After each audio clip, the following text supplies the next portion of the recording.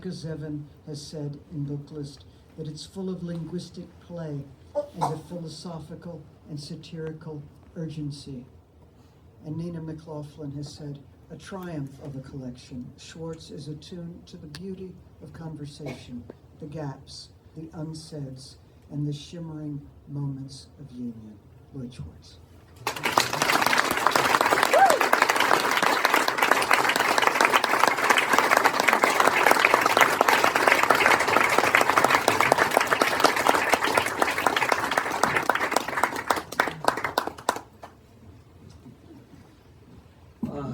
Thank you, Andrea. They're really, there you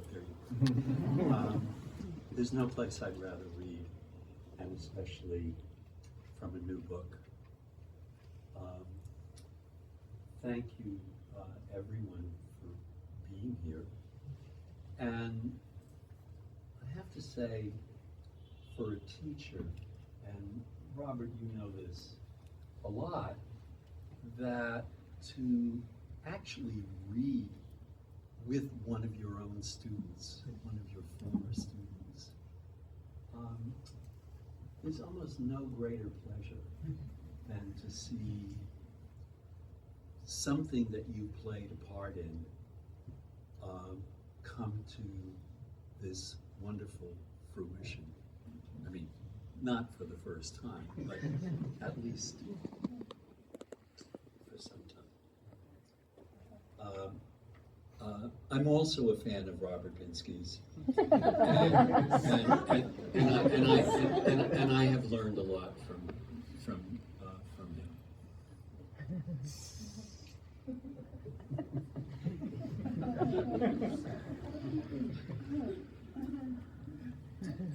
I think a lot of the poets here would agree to a similar experience. I'm going to start with the first poem in this book. With I should tell you that a dear friend of mine, when I told her what my new title was going to be, said, "No one will remember it, but everyone will remember that it's a book with a really long title."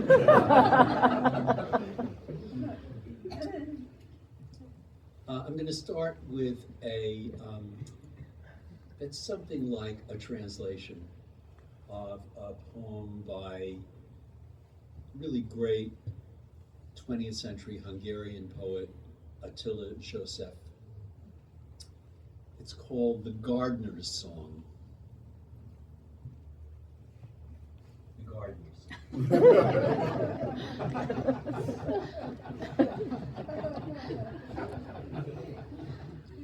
In a garden of my own making, the trees and I will soon be waking. Shyly I'll while away the hours, planting seeds and tending flowers. And so I'll sow, and so I'll reap, planting in my sleep. So what if all the flowers are weeds? Don't all of us derive from seeds? I'll drink my milk and smoke my pipe till even my good name gets ripe. If danger's lurking all around, I'll plant myself inside the ground. We need this, east and west. We know this, know what's for the best. And if the world's too late to save, I'll plant a flower on its grave.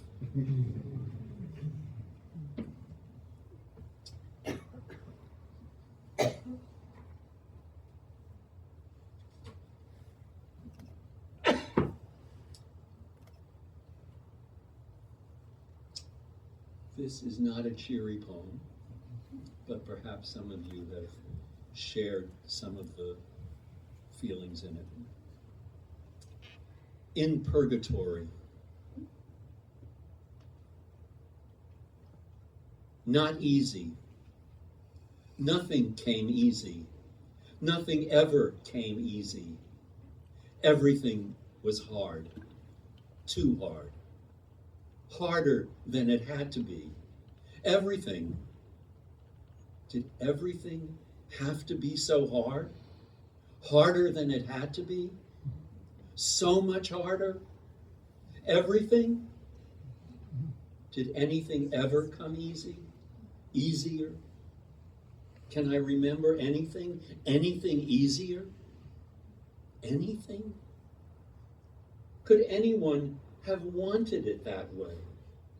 Who could have wanted it that way? Look in the mirror. Did I want it that way? Did I want everything to be hard? Harder than it had to be? Who would want anything to be hard? Who would want everything to be hard?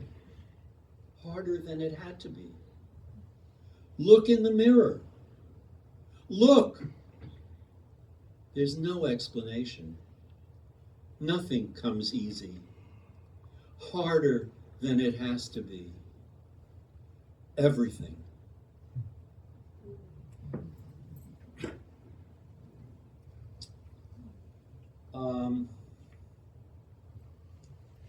I'm going to read 3 more poems, and 2 of them are longer than the ones I've just read.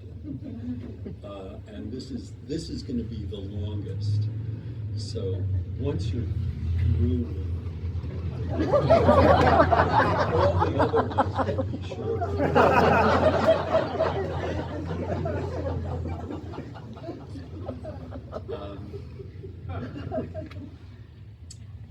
Corona Blues.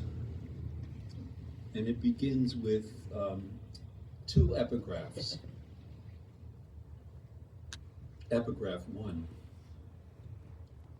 Because of coronavirus, you are going to be quarantined, but you have a choice. Do you A, quarantine with your wife and child, or B,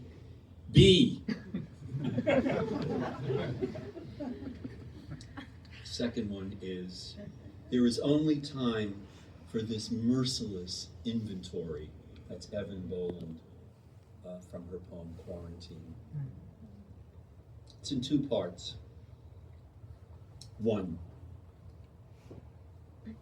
It's the night before shutdown, and we're determined to do something heroic. What were we afraid of? After all our years together, we decide to get married. First thing in the morning, we call City Hall. We're told to go to the courthouse. It's raining. The traffic is heavy. And there's already a line.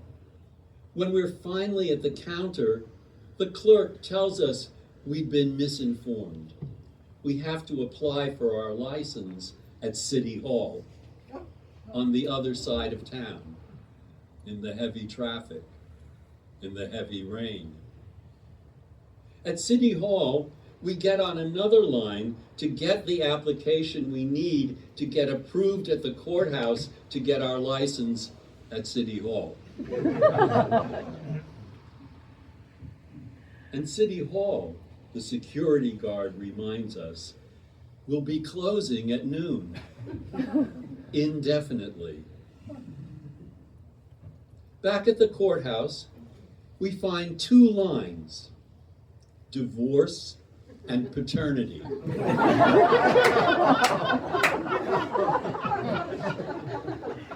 A guard tells us to pick the one that's shorter. Divorce is shorter than paternity. The lady at the counter seems happy to see a couple who aren't miserable yet. She tells us we need to see a judge. In the empty courtroom, the bailiff yells at us to stop whispering. The judge is nice. She asks us to swear we are who we are, and she believes us. She explains to us the waiting period. It would be easier to wait, but we can't wait. The rain keeps getting harder. Back at City Hall, we need to find a justice of the peace. But the ones who work there are all engaged. On a list they give us, you find a dimly familiar name. You like her name. You phone, and she answers. Come on over, she tells us. She works right across the street. She's married people before, and she's good at it. Her office mates are enthusiastic witnesses. Everyone's happy. Then she reminds us we still need to get our license. She grabs her raincoat, says, "Come on," and races with us back to City Hall. She sails into the office. "Hi, girls." "Hi, Denise," they call back. "Stop everything. These nice folks need a license." But the printer's down. "Get Jack," someone yells. It's almost noon. Then Jack appears and slams the printer hard enough to print out our license. The office quietly returns to its shutdown, and we, with barely a minute to spare, we seem to be married.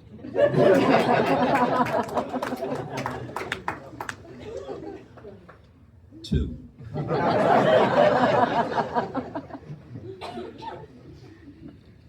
We used to eat out every night.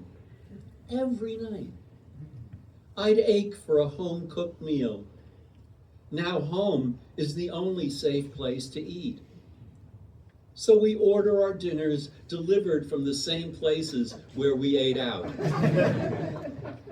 But our favorite places are closing. We have to cook, which is often a source of tension, increasingly often. We must avoid the danger zones, each of us fearing for the other's safety. Quote, "Bread for days on end drives all real thought from my mind." One morning, a neighbor tells me she saw someone talking to their cat. "I told my dog," she says, and we both laughed.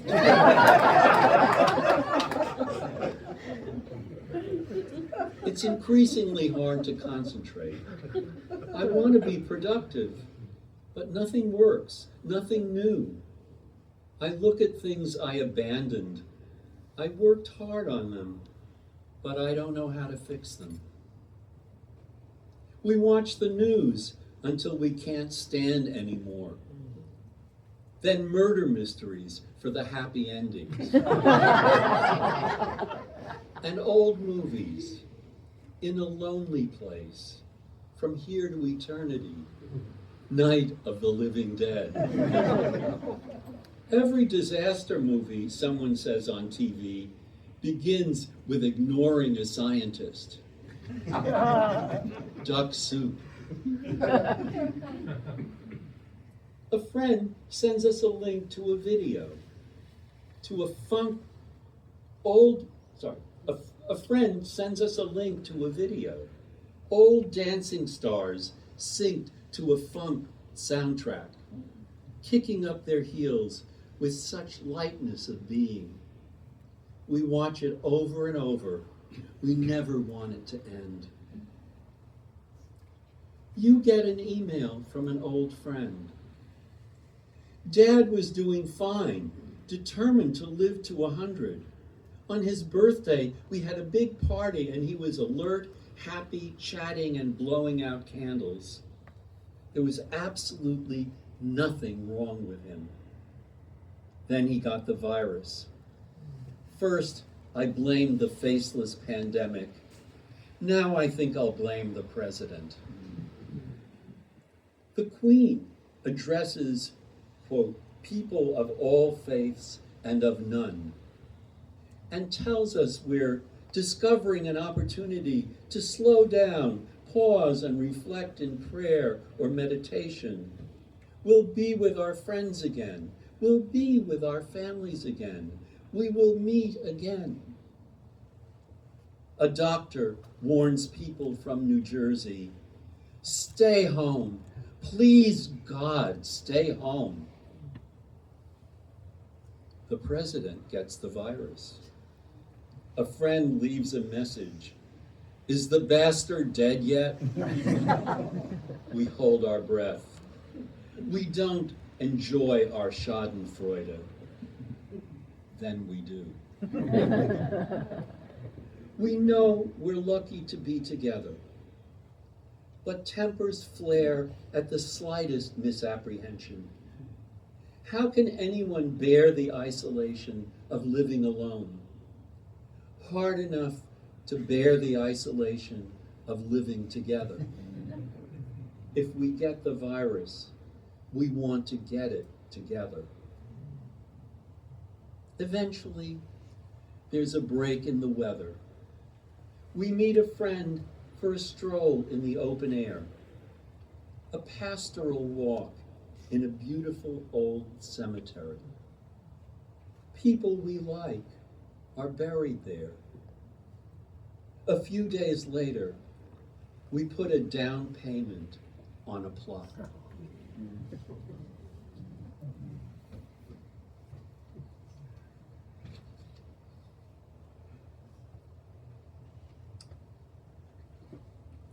Two more poems. Intimate visits.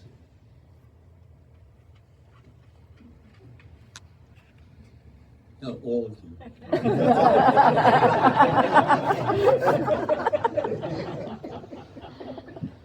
Thank you.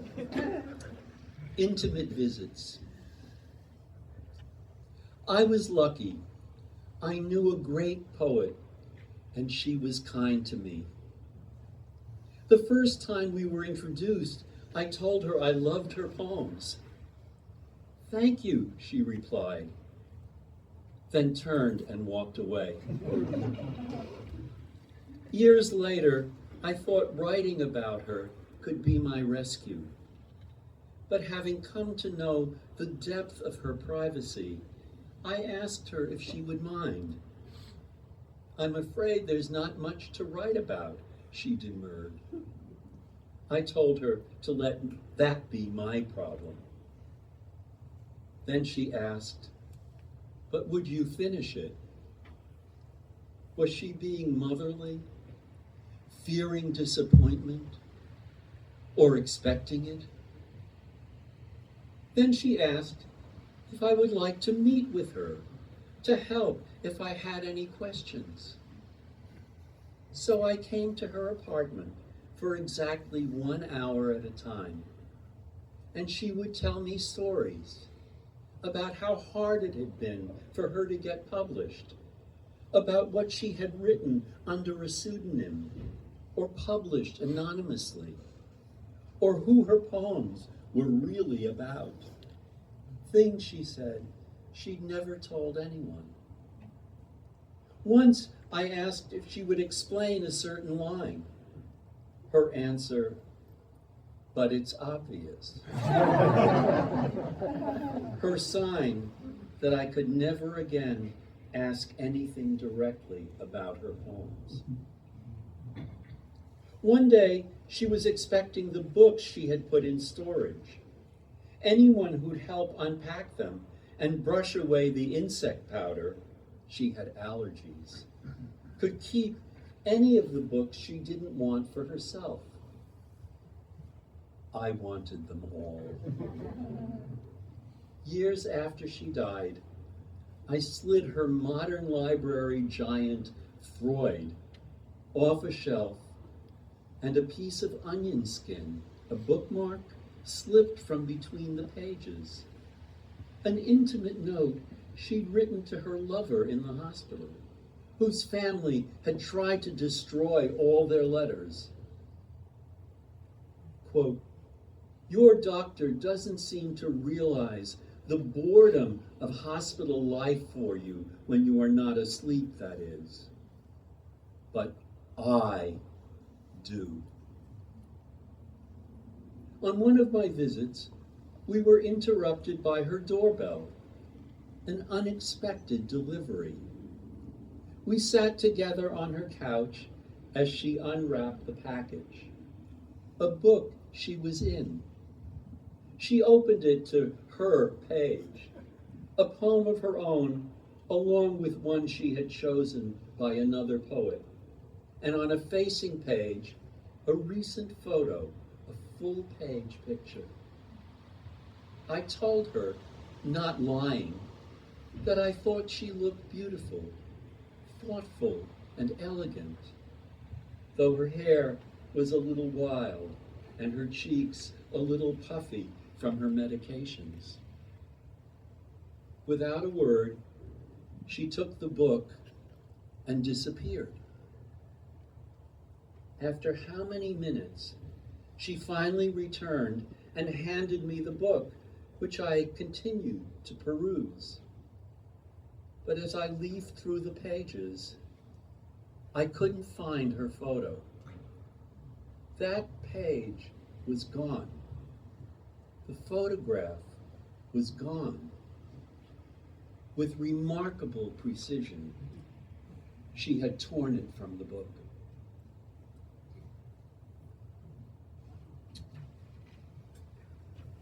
And the last poem is the title poem.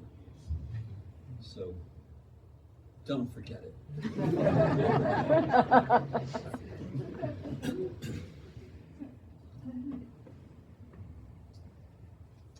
Thank you, Andrea, for getting the pronunciations of the two great musicians right. Not everyone does that. You sent me the phonetic. Oh, I did.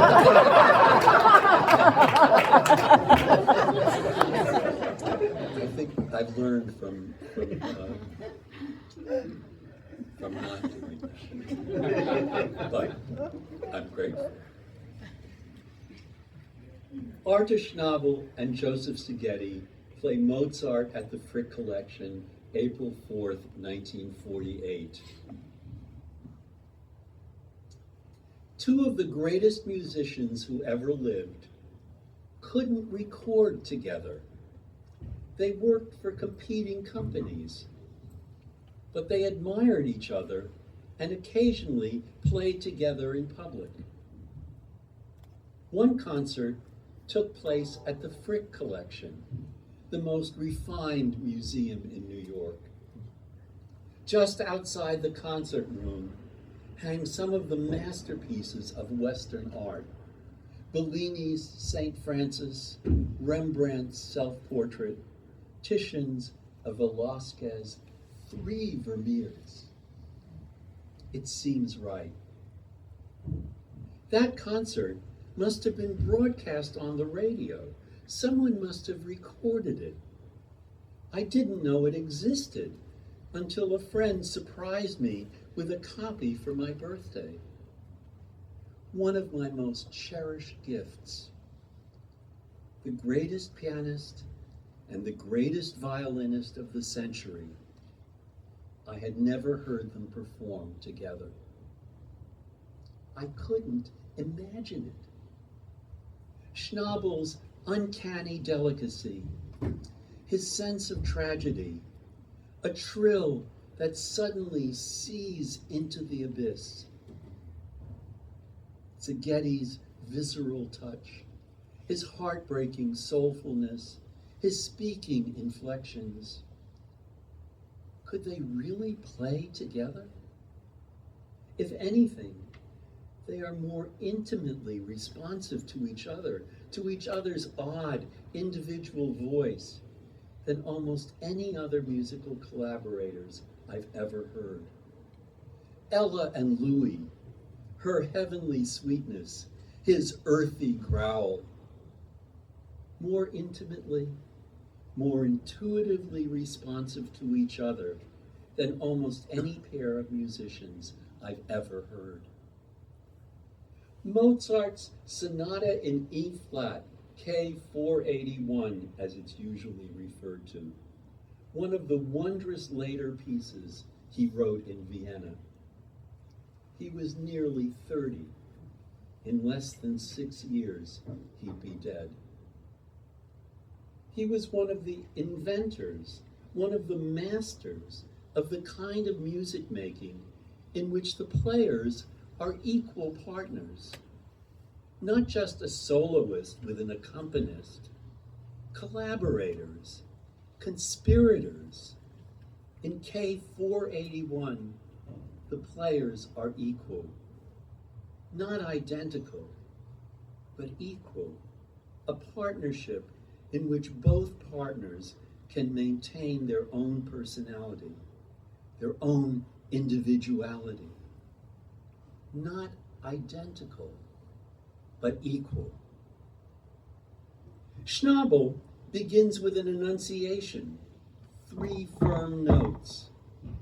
Then Szigeti puts the period on Schnabel's brief sentence. Or is it an exclamation point? Then Schnabel relaxes, almost whistling a little tune. Szigeti gives him room. Szigeti softens too, their first moment of equal tenderness, not exactly toward each other, but a sudden, easy acceptance of the possibility of goodness, of kindness in the world. They're mutually content, in accord. They share their accord. In the slow movement, Schnabel is singing a lullaby. Or is it a love duet? Lovers parting, and Szigeti is humming along. Then suddenly, it's the violin singing, a quiet lament, Szigeti trying to hide at least part of his grief, while Schnabel insists, gently insists, on getting past this. When the opening melody returns, Schnabel incorporates Szigeti's lament, and Szigeti extends his. Near the end of the movement, the violin suddenly, urgently leaps into another register, another world, as if staying on the earth were just too hard. In fact, intolerable. Schnabel's piano flutters in agitation, then resigns itself to allow Szigeti to pour his heart out. Schnabel lets him, waiting for Szigeti to return to the ground, which he finally, though with some apparent reluctance, does.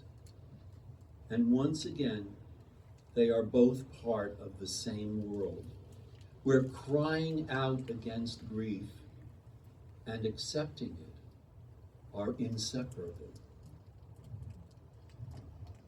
Can there be a happy ending? Szigeti, maybe reluctantly, seems finally to have passed through lament into something close to joy, bringing Schnabel along with him. Or is this joy exactly where Schnabel was heading from the very beginning? They are soon not just resigned, but happy, equally, if not identically, happy. Increasingly exuberant, playful, teasing, increasingly a couple. Is that a tear about to fall? Whose? But no, they continue their game. Yes, they say. Yes, we're all right. It's all right. Mozart says it's all right. In a concert at the Frick Collection in 1948, Artur Schnabel and Joseph Szigeti played Mozart's Yes.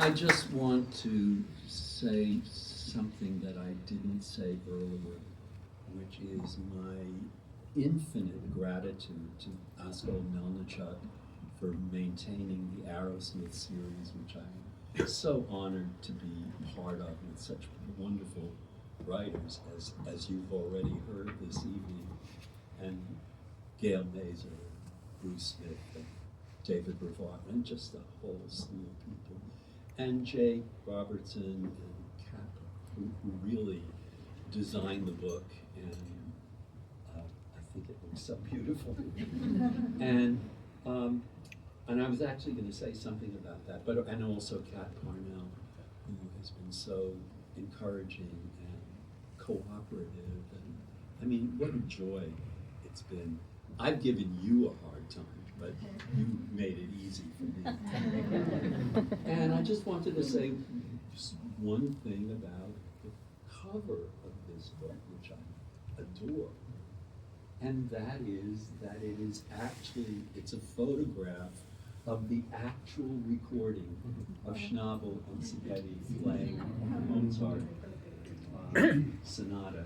And that, I'm sorry? Bootleg recording. Bootleg. Well, it was a yeah, because it wasn't, they couldn't, they weren't allowed to record together. So, yeah, so someone had it, and a friend found it, and Jake managed to get the entire title on where the actual yellow label was on the actual recording, and you can see the grooves recording.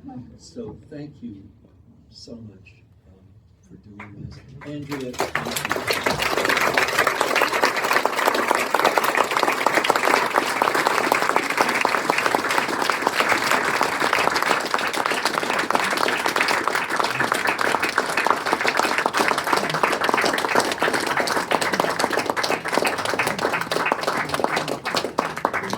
We have books for sale.